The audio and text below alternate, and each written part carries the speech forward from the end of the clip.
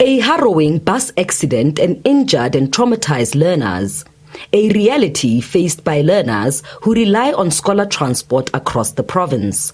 Concerned parents say their children's lives are put at risk daily due to being forced to travel in unsafe vehicles and overloaded buses just to make it to school.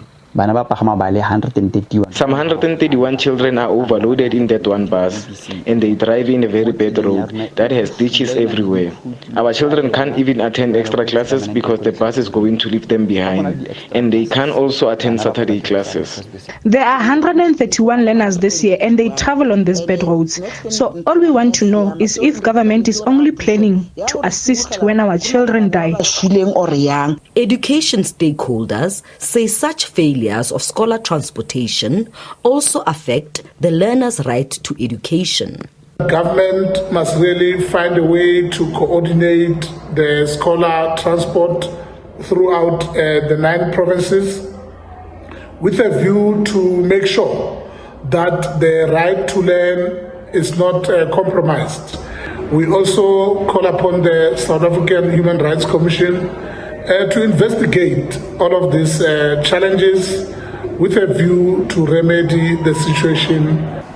Over 440 scholar transport operators have been appointed to ferry almost 50,000 learners across 363 schools. While the operators have largely been accused of committing many transgressions, they say the onus is on government to ensure all-round compliance. What we need to do, we need to treat each case in its own merit, because we remain with a lot of members that are compliant.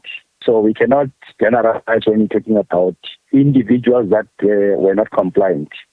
Secondly, there was a process or plans that were put in space to say, how do we comply to check that all buses are roadworthy?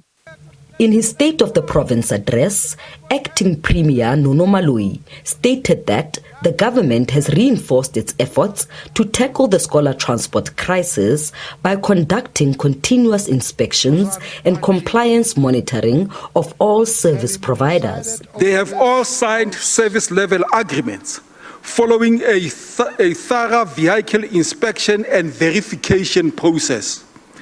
We do, however, acknowledge that isolated challenges were experienced at the beginning of the current school year when some operators brought buses that were not part of the inspection list. We have since established a war room chaired by the head of Department of Community Safety and Transport Management to deal with these challenges as and when they arise. According to the Department of Transport in the province, serious contraventions of the service level agreement could result in the termination of contract. Sintle Inglihihi, SABC News, Mahikeng.